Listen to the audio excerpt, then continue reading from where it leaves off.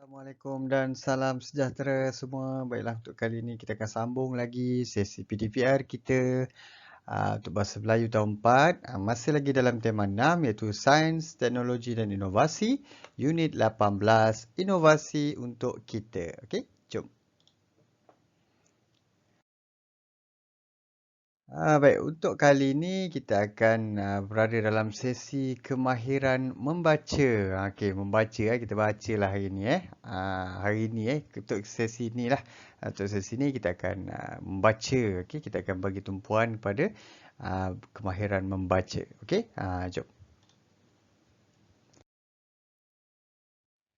Baik, untuk objektif sesi ini, membaca karya bukan sastra dengan gaya penyampaian yang sesuai. Okey.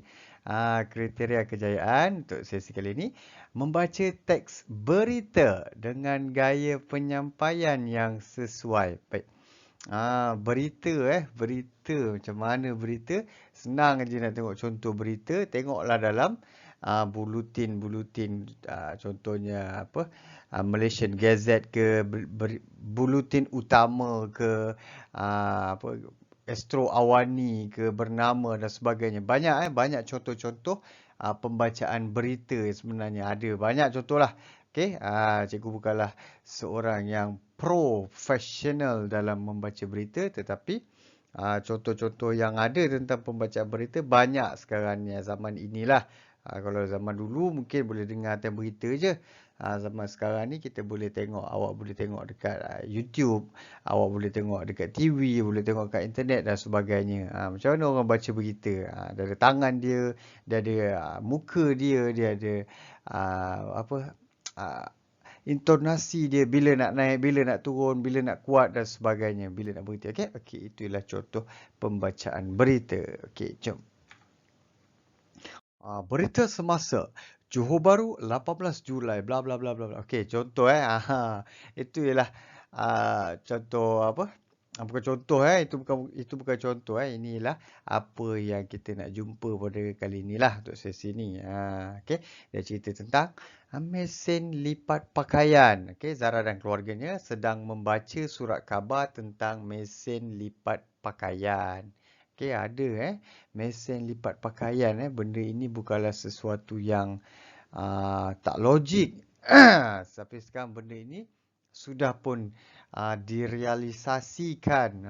Kalau awak nak tahu kebanyakan ibu-ibu ibu-ibu awak lah termasuklah ibu cikgu dan sebagainya, menantikan sebenarnya kehadiran benda-benda macam ini. Kerana apa?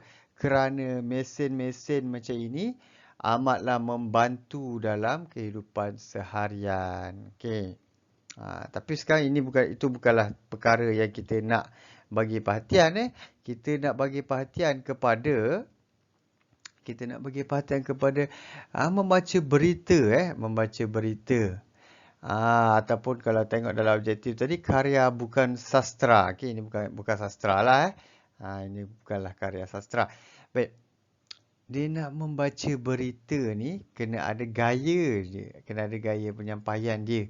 Okey, kena ada gaya penyampaian dia, dia kena ada lenggok bahasa dia, dia kena ada laras bahasa lah. Kalau dalam pengajian bahasa Melayu dipanggil laras bahasa.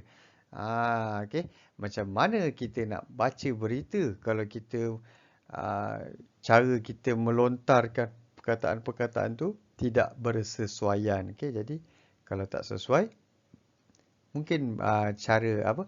Mungkin hasil bacaan pembacaan berita kita tu tidak menarik dan sebagainya. Okey. Jom. Okey, mari kita membaca. Okey, sedikit peringatan cikgu bukanlah pembaca berita. Jadi untuk mengelakkan daripada kita menjadi seorang yang judgemental menghakimi kelemahan orang lain, marilah kita berlapang dada, dan kita cuba buat sehabis baik. Mungkin awak boleh melakukan dengan lebih baik. Jangan meragui keupayaan sendiri okey. Positif, kita kena positif.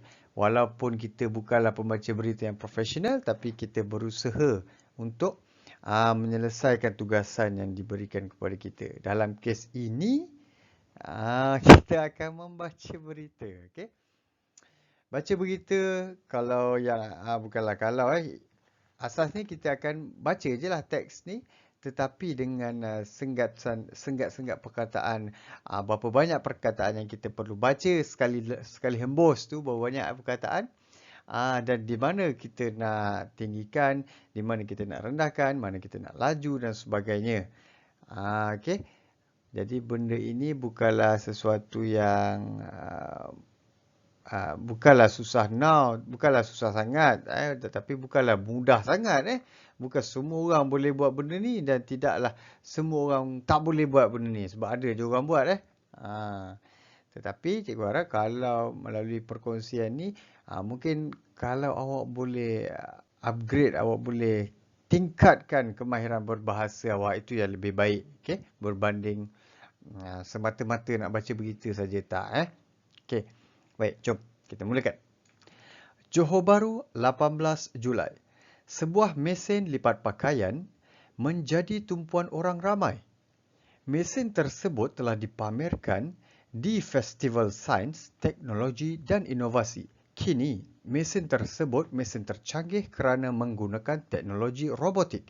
Menurut pengurus jualan di festival tersebut, selain mampu melipat pakaian, mesin ini juga berfungsi sebagai setrika wap.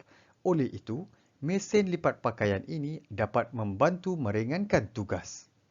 Okey, dah tercungap juga lah nak baca laju macam tu kan. Tapi jangan risau, sekiranya awak rasa terlalu laju, awak boleh buat mengikut kemampuan awak.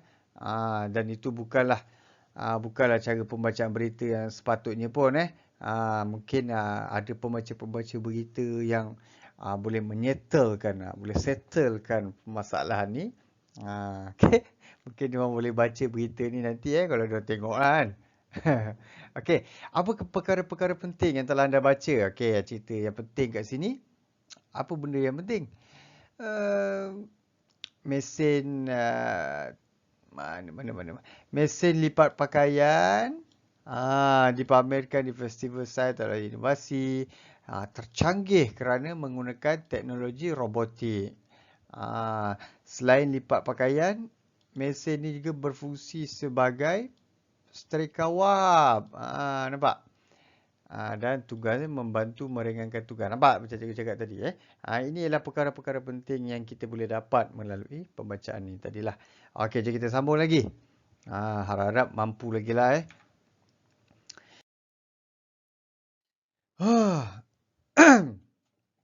Okey, jom kita sambung. Mesin tersebut mampu melipat dan menggosok sebanyak 10 helai pakaian pada satu-satu masa. Pakaian tersebut perlu digantung pada penyepit khas. Kemudian, pakaian akan ditarik masuk ke dalam mesin satu demi satu. Di dalam mesin, satu alat khas akan menyemburkan pewangi pada pakaian yang digosok. Setiap pakaian hanya mengambil masa selama 10 saat untuk digosok dan dilipat. Okey. Baik, ada perkara penting tak? Okey. Boleh melipat, mampu melipat 10 pakaian pada satu-satu masa. Okey, macam mana nak lipat dia? Perlu digantung pada penyepit khas. Kemudian ditarik masuk ke dalam satu demi satu.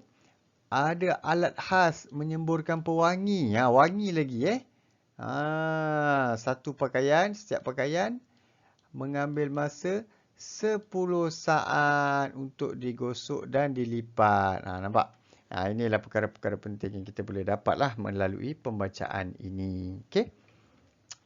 Okey, kita akan sambung lagi. Ni tak habis lagi ni. Ada lagi satu lagi.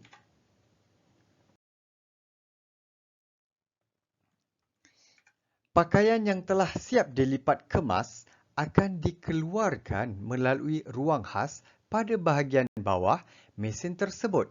Inilah inovasi yang memudahkan tugasan harian. Okey.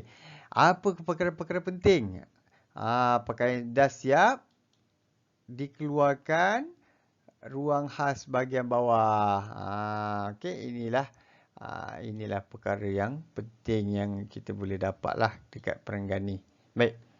Melalui apa yang kita dah baca ni, inilah dia perkara-perkara yang perlu diberi perhatian lah. Awak perlu bagi perhatian lah. Okey. Baik. Mungkin awak boleh mencapai apa? Awak mungkin boleh membaca berita ni dengan lebih baik. Tidak semestinya awak ikut macam mana yang cikgu buat. Kerana sebenarnya terpulang kepada awak nak baca berita tu macam mana. Kalau awak nak rasa benda tu jadi berita seram, awak buatlah nada suara yang seram, sekejap-sekejap terperanjat dan sebagainya. Kalau nak buat nada berita tu sedih, awak buatlah suara meleleh-leleh macam tu berdayu. Tetapi ini sebagai bahan bukan sastra. Kena ingat kalau kita baca bahan sastra mungkin sesuai lah. Nak meleleh-leleh ke, nak sedih-sedih ke. Tetapi ini bahan bukan sastra. Dia menceritakan tentang benda yang berfakta. Tentang mesin lipat baju. Jadi tidak perlulah benda-benda macam tu. Cikgu berbesar hati sekiranya awak boleh praktis sendiri lah. Buku teks kan ada kan. Masing-masing ada buku teks kan. Awak tengok teks tu nanti. Awak praktis lah. Mungkin cikgu-cikgu awak akan bantu awak. Setakat yang termampu cikgu bantu kat sinilah. Kat sinilah yang mampu cikgu bantunya.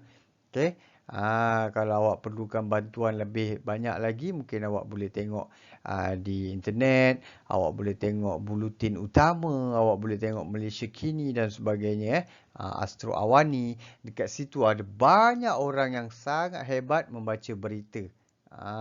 Jadi awak mungkin boleh follow pula. Mungkin boleh miming dia orang, mungkin tiru dia orang, okey, meniru dia orang punya cara penyampaian. Kalau awak tiru penyampaian dia, mungkin awak boleh jadi lebih baik. Okey. Okey, untuk kali ni itu saja perkongsian kita. Jadi jangan lupa nanti untuk siapkan tugasan yang cikgu bagi dalam GC awak. Okey? Okey, sekian saja untuk kali ni. Assalamualaikum, salam sejahtera. Bye.